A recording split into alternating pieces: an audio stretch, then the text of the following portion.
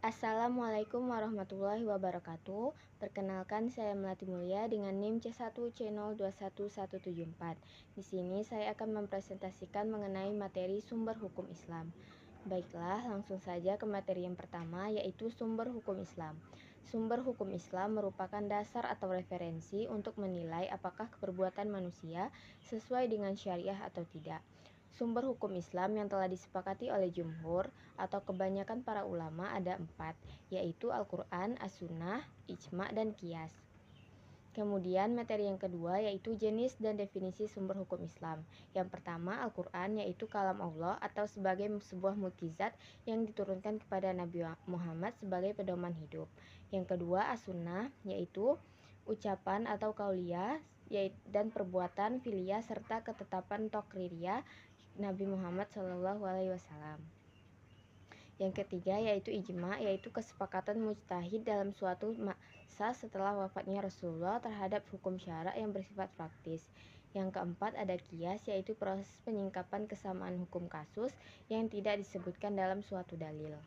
Kemudian materi yang ketiga yaitu urutan pengambilan hukum Islam. Dalam tradisi hukum Islam terdapat hierarki yang jelas dalam pengambilan hukum Islam, yaitu urutan ini tidak hanya mencerminkan tingkat otoritas sumber hukum, tetapi juga memberikan panduan metodologis bagi para ulama dalam menetapkan hukum. Hierarki ini terdiri dari 4 tingkatan utama, yaitu Al-Quran, As-Sunnah, Ijma, dan Qiyas. Materi selanjutnya yaitu mukjizat Al-Quran, yaitu yang pertama keindahan seni bahasa Al-Quran yang tidak hanya diakui oleh kalangan sastrawan Arab saja, tetapi diakui pula oleh para ahli yang pernah mendalami dan mengkaji ilmu bahasa Arab. Kemudian yang kedua, kebenaran pemberitaan Al-Quran tentang keadaan yang terjadi pada abad-abad yang silam. Kemudian yang ketiga, pemberitaan Al-Quran tentang hal-hal yang akan terjadi di masa mendatang juga merupakan kebenaran yang tidak terbantahkan. Dan yang terakhir yaitu kandungan Al-Quran banyak memuat informasi tentang ilmu pengetahuan yang tidak mungkin diketahui oleh seorang ummi yang tidak pandai membaca dan menulis. Materi selanjutnya yaitu fungsi dan peranan hukum Islam. Ada 11 fungsi dan peranan hukum Islam, yaitu yang pertama, Al-Quran sebagai pedoman hidup, yaitu bukti nyata bahwa kita telah menjadikan Al-Quran sebagai pedoman hidup telah dicontohkan oleh Rasulullah dan para sahabat. Yang kedua, Al-Quran sebagai rahmat bagi alam semesta, yang telah melahirkan iman dan hikmah kepada manusia yang mengimaninya. Yang ketiga, Al-Quran sebagai cahaya petunjuk. Allah telah menjadikan Al-Quran sebagai cahaya dan dengan nur itu Allah memberikan petunjuk. Kemudian yang keempat, Al-Quran sebagai peringatan. Al-Quran senantiasa memberikan peringatan kepada manusia karena sifat manusia yang pelupa dalam berbagai hal. Yang kelima yaitu Al-Quran sebagai penerang dan pembeda. Al-Quran memberikan keterangan dan penjelasan kepada manusia tentang banyak hal. Yang keenam yaitu Al-Quran sebagai pelajaran, dan Al-Quran diturunkan agar dapat digunakan sebagai pelajaran bagi manusia karena manusia senantiasa memerlukannya. Kemudian yang ketujuh, Al-Quran sebagai sumber ilmu. Al-Quran berfungsi sebagai sumber ilmu karena terdapat banyak ayat di dalamnya yang mengajak manusia untuk memikirkan tanda-tanda kekuasaan Allah. Yang kedelapan yaitu sebagai hukum. Al-Quran menjelaskan hukum-hukum syariah untuk kemaslahatan hidup manusia berupa hal-hal yang dihalalkan dan diharamkan oleh Allah. Yang kesembilan yaitu sebagai obat penyakit jiwa. Al-Quran dapat berfungsi sebagai obat untuk menyembuhkan penyakit-penyakit yang ada dalam hati manusia. Yang ke-10 yaitu Al-Quran sebagai pemberi kabar gembira. Al-Quran banyak menceritakan kabar gembira kepada orang yang beriman dan kepada yang menjalani kehidupan sesuai dengan ketentuan Allah.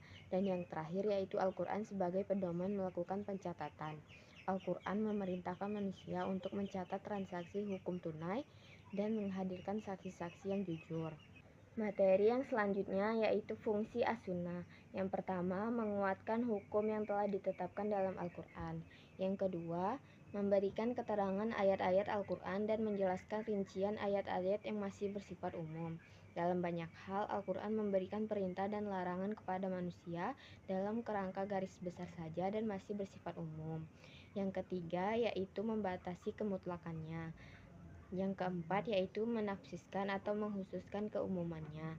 Dan yang terakhir yaitu menciptakan hukum baru yang tidak ada di dalam Al-Quran, seperti contohnya Rasulullah melarang memakan setiap binatang yang bertaring dari golongan binatang buas dan setiap binatang yang berkuku kuat dari golongan burung. Sedangkan dalam Al-Quran hanya melarang darah, bangkai, dan daging babi serta binatang yang disembelih dengan nama selain Allah. Kemudian fungsi ijma, yaitu yang pertama menetapkan hukum baru. Ijma berfungsi untuk merumuskan hukum atas persoalan-persoalan yang belum ada nasabnya dalam Al-Quran dan As-Sunnah. Yang kedua, sebagai sarana unifikasi, menyatukan pendapat di kalangan umat Islam dan menghindari perpecahan. Yang ketiga, memperkuat hukum yang ada, memberikan legitimasi tambahan pada hukum yang sudah ada dalam Al-Quran dan As-Sunnah. Kemudian yang keempat, sebagai adaptasi hukum, memungkinkan adaptasi hukum Islam terhadap perubahan zaman dan tempat. Dan yang terakhir yaitu sumber ijtihad kolektif, yaitu menjadi bentuk ijtihad kolektif yang melibatkan para ulama dari berbagai latar belakang. Materi yang terakhir yaitu fungsi kias, yaitu yang pertama menetapkan hukum kasus baru, memberikan solusi hukum untuk kasus-kasus yang belum ada nasnya. Kemudian yang kedua, membuktikan fleksibilitas hukum Islam, menunjukkan bahwa hukum Islam tidak kaku dan dapat berkembang. Yang ketiga, sarana ijtihad menjadi metode utama dalam melakukan ijtihad atau penalaran hukum.